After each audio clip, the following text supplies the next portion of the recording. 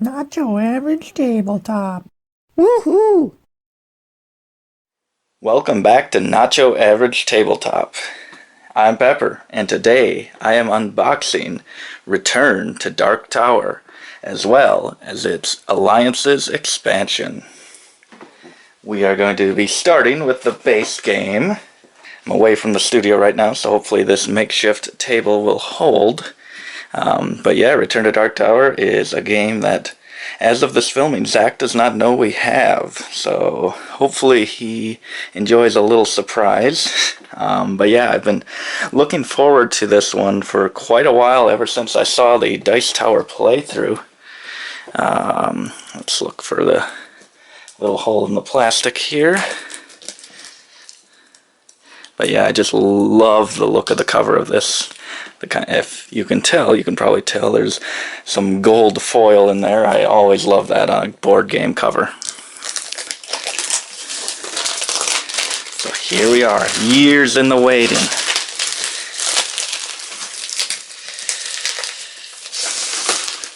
Yeah, I actually missed the original Kickstarter, so I had to get this from GameFound, so it was a little agonizing watching the Kickstarter backers get their games before me, but just had to have patience. But yeah, like I said, really cool cover, and actually they have a little sheet on the back here describing the game, which you may be wondering, doesn't the back of the box usually have a picture like this? Why do they need a sheet? That is because they have some more great artwork on the back of the box. It's kind of like having two different covers, which is really cool. Maybe they could not choose between the two, so they decided to put both. Having their cake and eating it too. But yeah, oh, look at that. That's really cool. The crown there. Logo. Really cool box cover. One of my favorites, I'd say. Just a nice little detail along the sides too. So here is everything kind of in plastic wrap. Okay, let's get this open.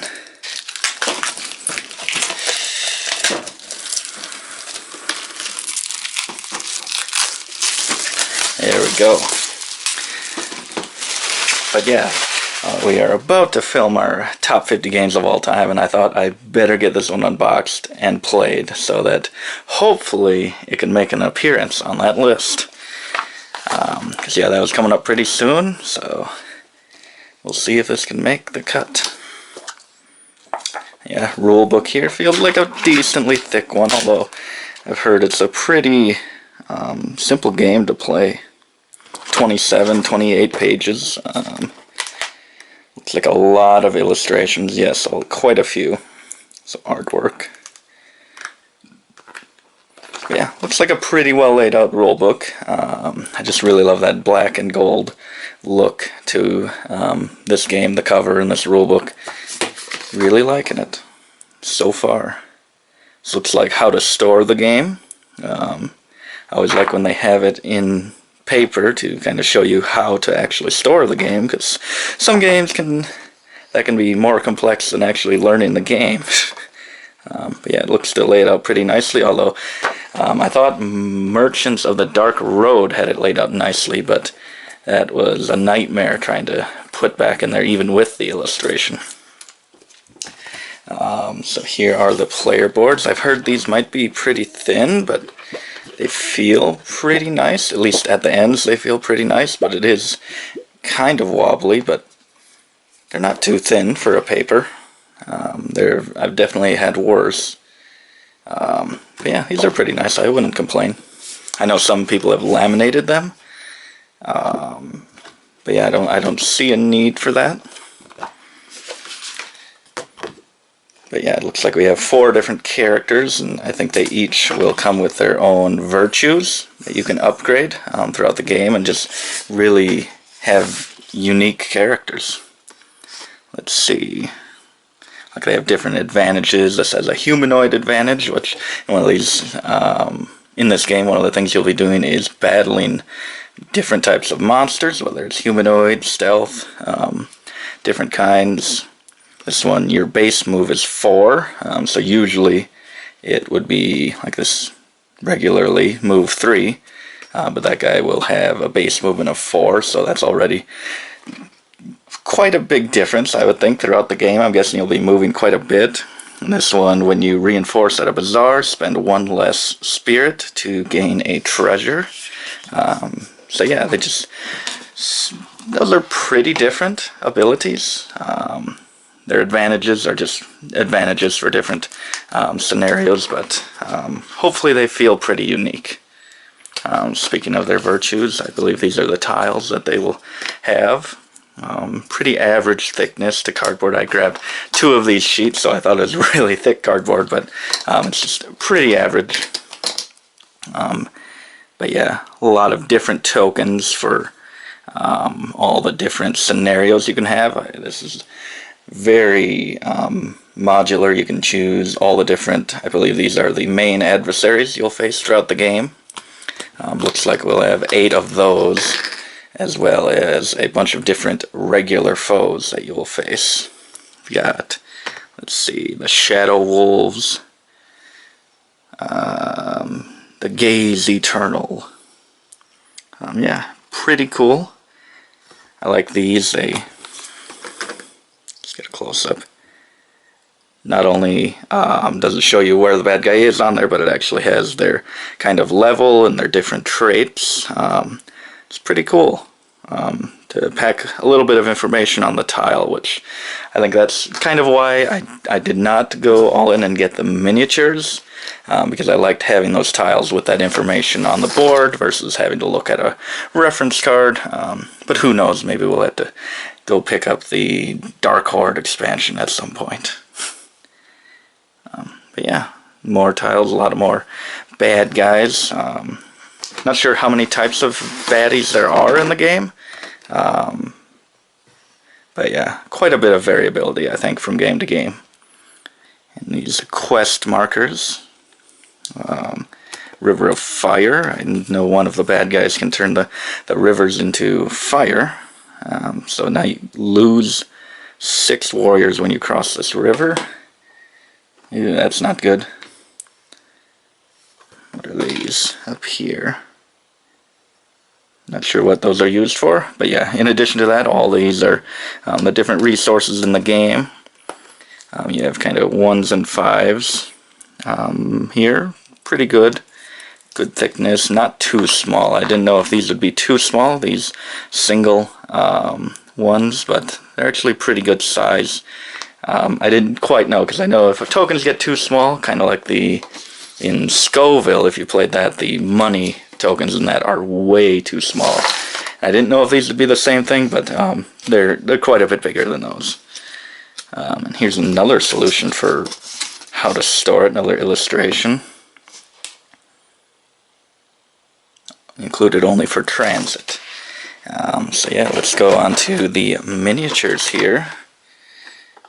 And that's all you need to see of those.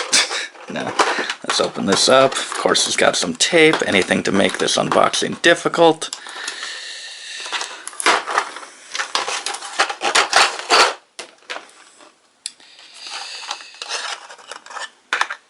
Here is one of the heroes. Pretty cool miniature. They have their washes on them already, which I like. I don't paint miniatures, so I always like when they can have a wash on it, or possibly even come pre-painted, like the tapestry miniatures. But yeah, just a little bit of wash really brings out the detail. I love it. Got the Haggle die, which I don't know how much I'll use this. I hear it can be pretty unforgiving. Here are the different locations that you'll put out on the boards. They also have a wash to them. Ooh, this one, I thought I grabbed 2 here, but this is just much deeper. Yeah, it looks like you'll be able to tell these apart, because you can see that one is much taller than the other one. So hopefully at a quick glance you can tell these apart without having to actually check to make sure which one is. Which, what is in here? Ooh. And here we have the player bases for the different minis, as well as, let's see, let's get some of these, as well as some skulls, which I believe these are made of actual human bone.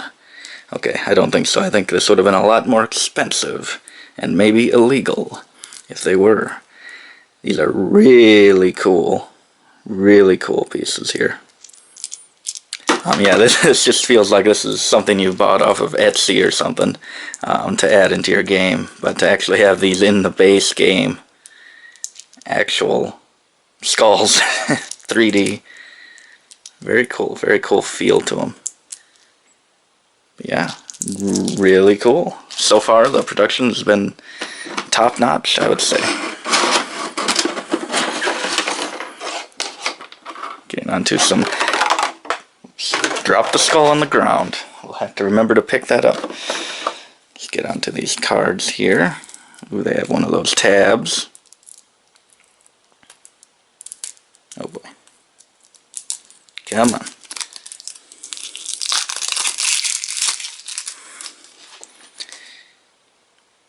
Gleb, the Outlaw King. Yeah, this looks like different people that you can get to help you along the way with your journey, as well as the different adversaries and foes. Come on, focus. Focus, camera. Yeah, really cool artwork here. So definitely some scary foes. The Titan. It looks like that, yeah, they also have descriptions of the different adversaries. He makes you lose spirit when you battle him.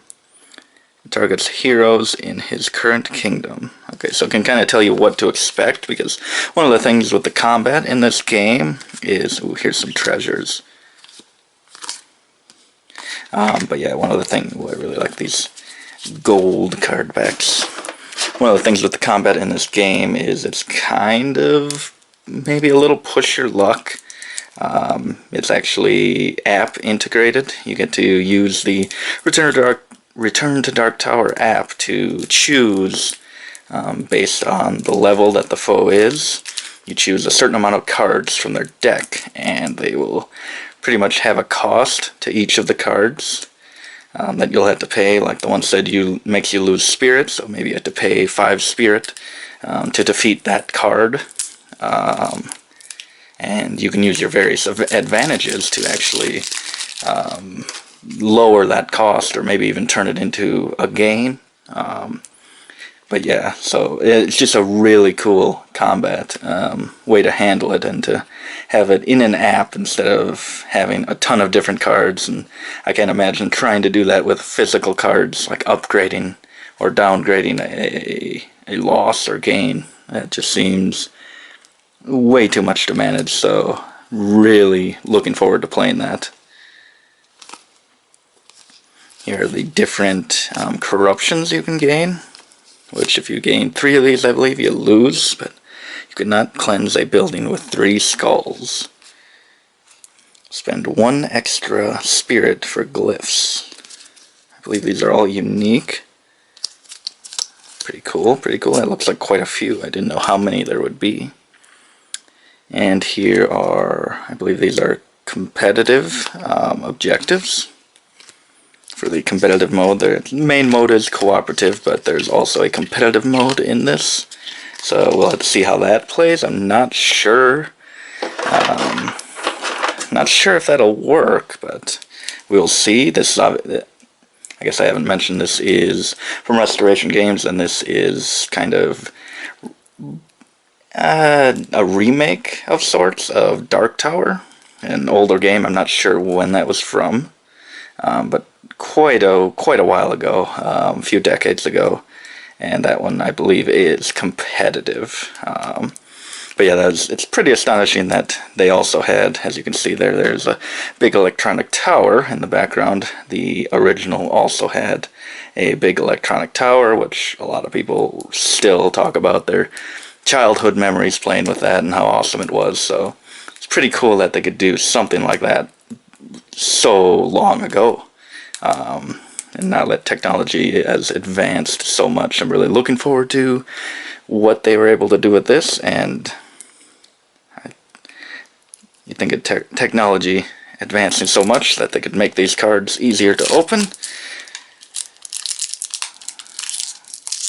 But maybe I'm just too dumb. Different potions, different items. Well, these cards are more boring than expected. Let's just get to this tower. And finally, Return to Dark Tower would not be complete without a giant tower. And this is pretty heavy, pretty hefty here. Very cool look. Oh, dang it, I should have gotten batteries here to put in here. Maybe I'll have to go run and get some. So we can see the lights turn on, hopefully. Hopefully it's not broken. Wow, this is really cool. And these doors slide open. See in there, see all the way through there.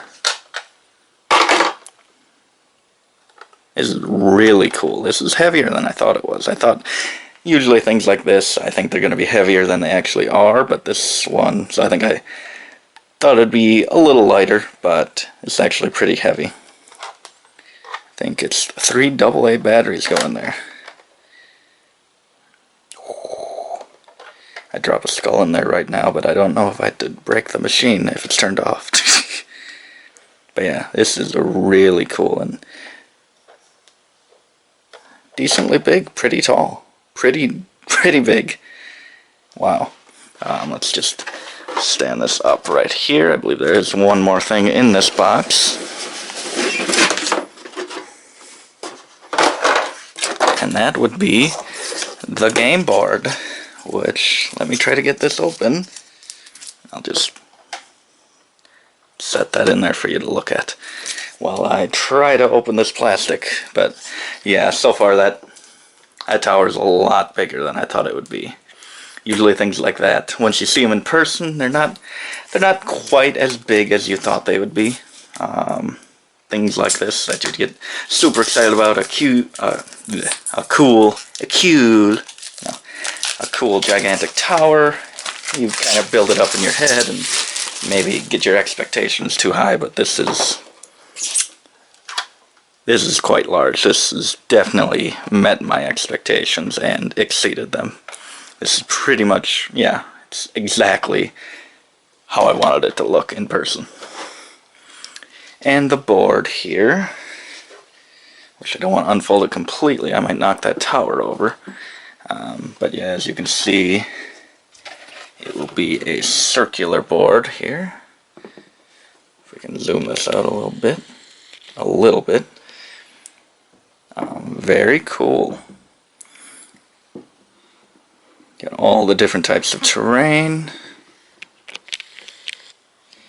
But yeah, this is really cool. I really like the look of this board. I love a circular board, even if it's not functional. I'm not sure. I don't have a lot of circular boards. But yeah, that looks really cool. I really like having a hard time managing this here. I love all the detail. Like there, you can see the cliffs of the Weeping Waters. But yeah, I love all the little details here. Very cool. Very cool board. Of course, nothing compared to the epicness of this tower, but yeah, so that's everything in the base box. Let's quickly get into this Alliances expansion.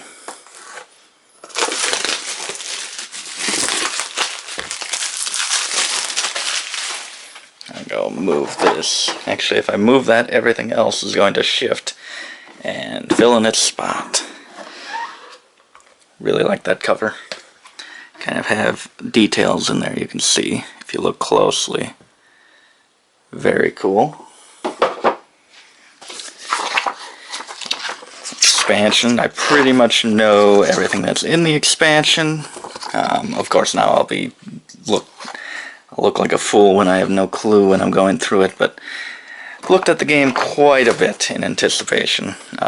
Here is, I believe this is Influence, a new currency to influence the different guilds or alliances or whatever it'll be on the board. And some more tokens and some more characters which these virtues will apply to. So here you'll be adding one of these to each of the 4 quarters of the board, and they will pretty much, when you're in that kingdom, I believe, if you start your movement in this kingdom, your base move is -1. So they'll start you off with negative effects, but as you gain more influence, you'll actually get positive effects. At the start of your turn, you may place your hero on any space. So yeah, so if you get good alliances going, you will gain great benefits. But yeah, I just love another way to add variability and possibly make it harder. I think they are double-sided. +2 advantages in grasslands. And I think one side is harder than the other, so deciding kind of reminds me of Under Falling Skies, where you have different boards and you can choose which ones and how many you want on the harder sides and easier sides. And this really reminded me of that, to really adjust the difficulty. But yeah, I've heard like, oh, Return to Dark Tower is too easy or it's too hard, and so I didn't know if the difficulty would really be right for me, but just with all these different things to adjust it, that really eases any worry that I would have. I mean, to have 4 boards around the board to either make it harder or easier, although they probably all make it harder, who knows. But yeah, it's a bright yellow here. I was not expecting that. And some purple. The Haunted Recluse. The Arkwright. But yeah, just more unique characters. That was one thing that definitely made me back this expansion, was the base game. It plays up to 4 players, and there are only 4 characters, so I'm like, I'd like a little more variability, and just increasing that by 50% here, adding 2 more characters is a must-have. Anything that adds actual gameplay to the game, I'm up for. When a skull emerges in your home kingdom, you can place it on any building with 2 or fewer skulls in any kingdom. See, like that, that's just a really unique ability. Battlements give you +2 wild advantages. That must be a special thing that they have. Banner action. Place a battlement on any space or move a battlement up to 2 spaces. So yes, they must deal with battlements, and they give them different advantages. Got a cloth bag here. Pretty standard, kind of a rounded bottom here. Yeah, pretty normal bag here. Got some more cards, more treasures, more allies to gain throughout the game. If I could get this open.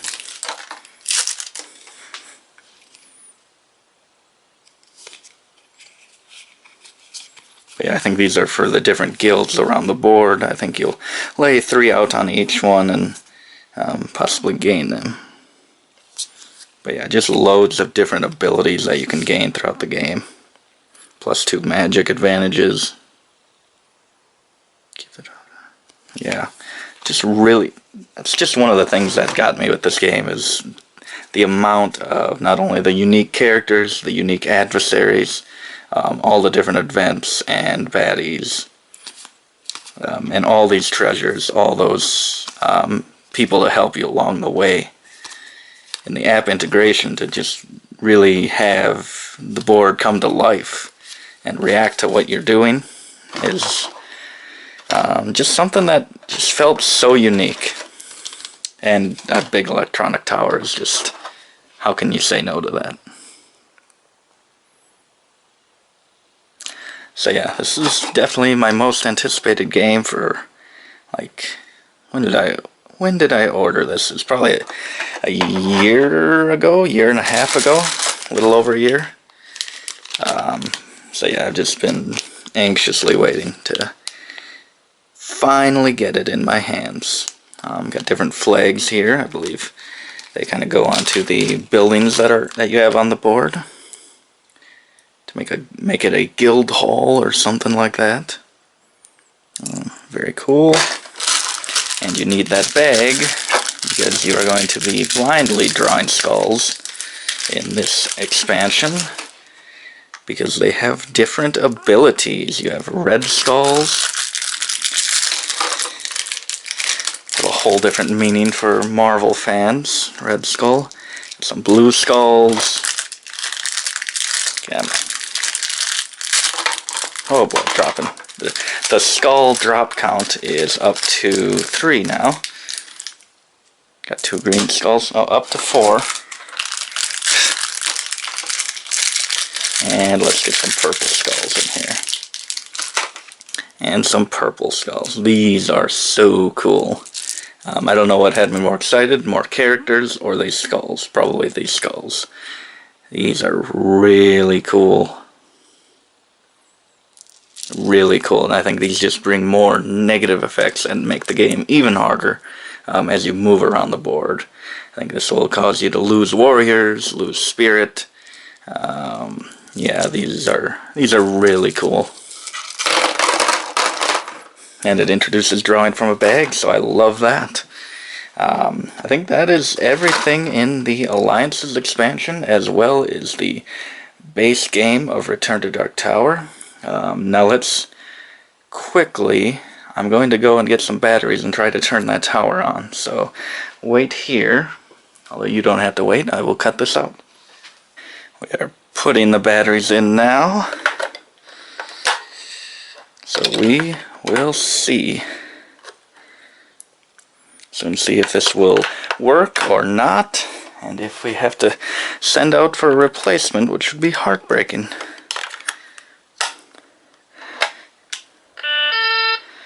Oh, it's working. But as you can see, there are lights. Obviously, this is not during a game, so it's not really going to trigger any events, but in here, as you can see, there's something blocking the window there. There my fingers are on the other side. Oh, never mind, that was just the door.